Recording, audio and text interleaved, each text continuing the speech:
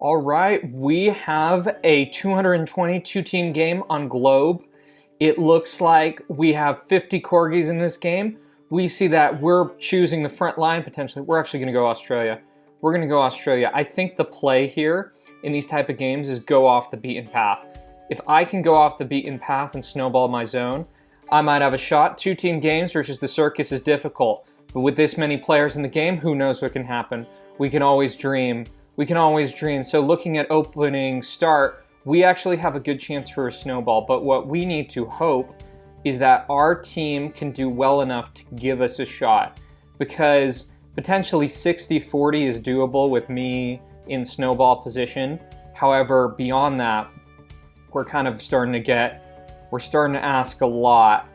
We're starting to ask a lot. So we still see the games at 50%, but that's often how the games with Corgi go. Australia is not the best start, in my opinion.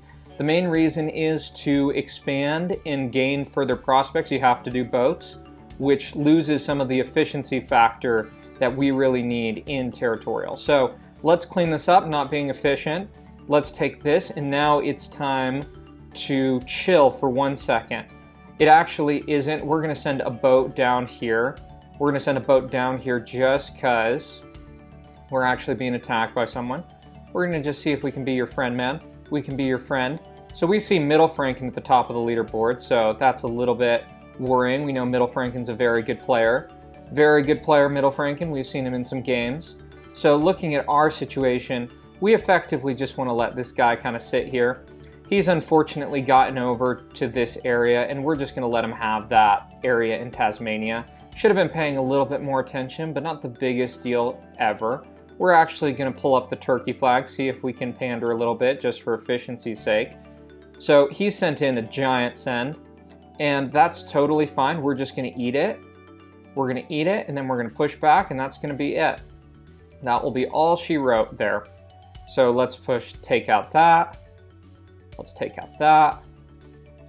And then we're going to counter push right here, and see what we can do.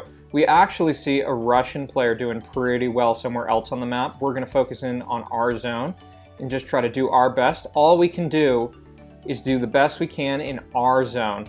That's all that anyone can be expected to do in Territorialio. Win your zone, and if something happens from there, we see this guy down here. He has gone to bot mode, so we're going to go for that in a second. I think we're just going to let that bot effectively just donate for a sec.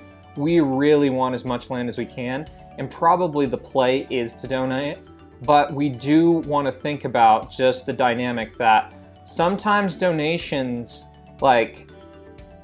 donations are really pretty much like, what am I trying to say? The troops are a lot better in my hands than in other people's hands. So let's actually just start doing this. Let's start going down here to try to get a little bit of an edge going. A little bit of an edge. Get into this soft underbelly. Boat's paying off.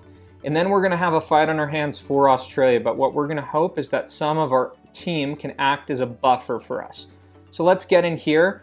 Probably not being the most efficient, but the reasoning is we need as much as we can get. We need as much as we can get, and we're going to go from there. So we see this guy asking for help. We're going to already start a boat up here just because we realize we're going to have to be in this fight.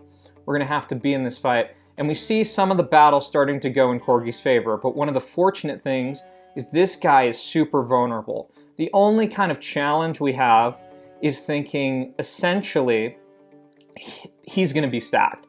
It's very clear he's going to be stacked. And to win this, it looks like my boat got taken out.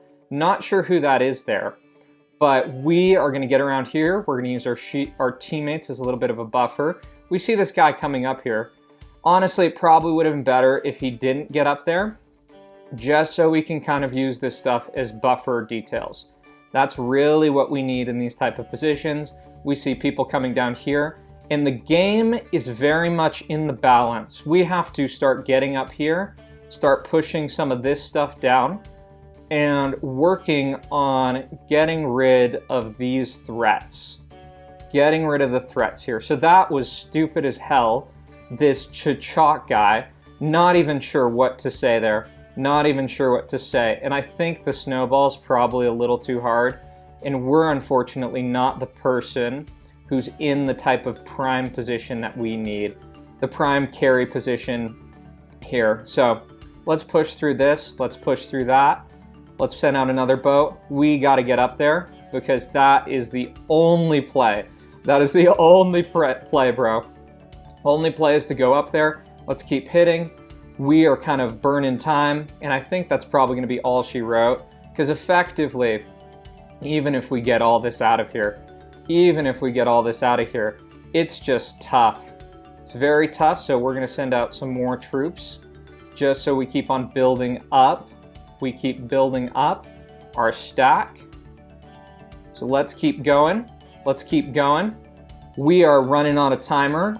Fortunately here, we see a bit of soft underbelly, so this is the type of thing that can give us a chance because we don't see anyone who's stacked. We don't see anyone who's stacked, but the dynamic we know at hand is essentially these guys are all going to be fed. They're all going to be so fed, bro. So we need to start thinking about pivoting and going around these people. Pivoting and going around, because down on this front, we see some people going right there. So we're going to go this way. Head that way, send that out. And there's an efficiency factor we're kind of losing out on here. That's one of the dynamics that we can recognize at this point in the game. So we're going to give it our best shot. We see these people trying to stop us. I'm sure there's some people really trying. But this is essentially, this is how you throw games, bro. This is really how you throw games. Yeah, look at this. So let's go here. Let's send that there. So troll, man. So troll. That's what happens in games like this. You really just are like swarm. Everyone's donating. Everyone's coordinating because you got one dude in charge. It's actually like so funny. It's like, I think it's like absolutely hysterical, these type of games. We're gonna see if we can delay some of these people just a little bit longer. So let's delay that. Let's delay that. Okay. So let's put that in there. Oh, it's so funny. It's so funny. I love the people who are like sending things. I love the people who are sending things. Like, what even is that? So how much is that? That boat, that's going to take everything we've got. That boat's going to take everything we've got. So we're going to stop that boat. Can we stop that boat? Let's see if we can stop that boat. All right, we stopped that boat. We stopped that boat. Oh, that's so funny. That's so funny. Yeah, that's actually so funny. That's so funny. I love that. I love it. I love it, man. Look at that heart. So that's GG to the Corgis. I mean, they got us. We tried our best, bro.